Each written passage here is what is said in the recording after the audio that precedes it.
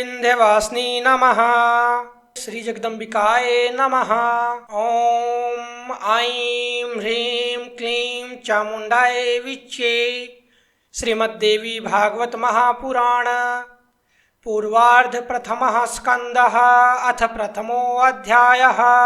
महर्षि शौनक का सूत जी से श्रीमद्देवी भागवत पुराण सुनने की प्रार्थना करना। ओम सर्व चैतन्य रूपम तामाद्यां वेद्यां च धीमहि बुद्धिं यानः प्रचोदयात्। जो सर्व चेतना स्वरूपा आदि शक्ति तथा ब्रह्म विद्या स्वरूपिणी भगवती जगदम्बा हैं, उनका हम ध्यान करते हैं, वे हमारी बुद्धि को प्रेरणा प्रदान करें। शौनक जी बोले, हे पुरुषों में श्रेष्ठ तथा भाग्यवान सूत जी, आप धन्य हैं, क्योंकि संसार में अत्यंत दुर्लभ पुराण संहिताओं का आपने भली भांति अध्ययन किया है। हे पुण्यात्मन, हे महानद, आपने कृष्ण दैवेपायन व्यास रचित 18 पुराणों का सम्यक अध्ययन किया है, जो पंच लक्षणों से युक्त तथा गूढ़ रहस्यों से समन्वित है और जिनका आपने सत्यवती पुत्र व्यास जी से ज्ञान प्राप्त किया है। हमारे पुण्य से ही आप इस उत्तम मुनियों के निवास योग्य दिव्य पुण्यप्रद तथा कली के दोषों से रहित क्षेत्र में पधारे हुए हैं। हे सूत जी, मुनियों का यह समुदाय परम पुण्यदायिनी पुराण संहिता का श्रवण करना चाहता है, अतः आप समाहित चित्त होकर हम लोगों से उसका वर्णन कीजिए। हे सर्वज्ञ, आप तीनों तापों दैहिक दैविक भौतिक से रहित होकर दीर्घजीवी हो। हे महाभाग ब्रह्म प्रतिपादक देवी भागवत महापुराण का वर्णन करें। हे सूत जी, जो मनुष्य श्रवण इंद्रिय युक्त होते हुए भी केवल जिह्वा के स्वाद में ही लगे रहते हैं और पुराणों की कथाएं नहीं सुनते, वे निश्चित ही अभागे हैं। जैसे खडरस के स्वाद से जिह्वा को आह्लाद होता है, वैसे विद्वजनों के वचनों से कर्ण इंद्रिय को आनंद प्राप्त होता है। जब कर्णहीन सर्प भी मधुर ध्वनि सुनकर मोहित हो जाते हैं, तब भला कर्णयुक्त मानव यदि कथा नहीं सुनते तो उन्हें बधिर क्यों न कहा जाए। अतः हे सौम्य, समाहित चित होकर कथा सुनने की इच्छा से सभी द्विजगण कलिकाल के भय से पीड़ित हो इस नैमी सारण्य में उपस्थित है। जिस किसी प्रकार से समय तो बीतता ही रहता है, किंतु मूर्खों का समय व्यर्थ दुर्व्यसनों में बीतता है और विद्वानों का समय शास्त्र चिंतन में जाता है।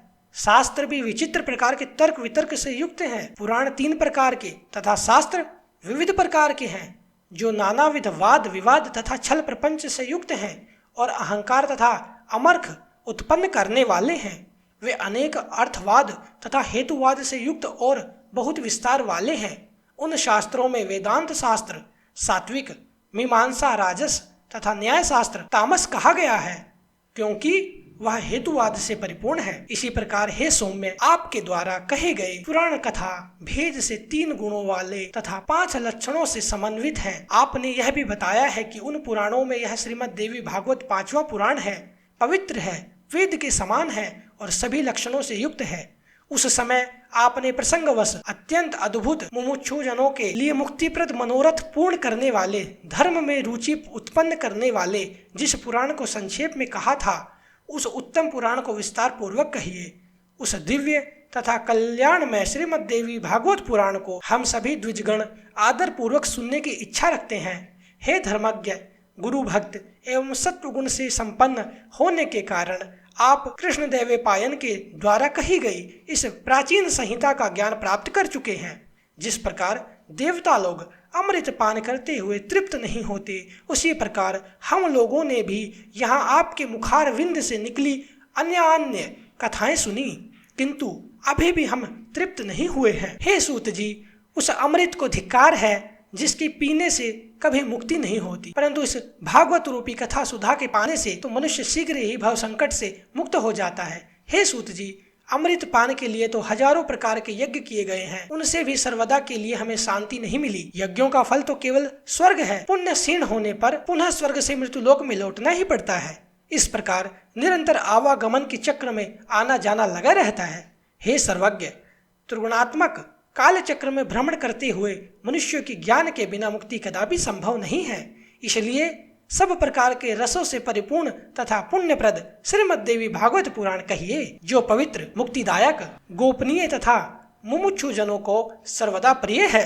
इति श्रीमद् देवी भागवते महापुराणे अष्टादशसहस्र्यां संहितायां प्रथम स्कन्धे शौनक प्रश्नो नाम प्रथमोऽध्यायः।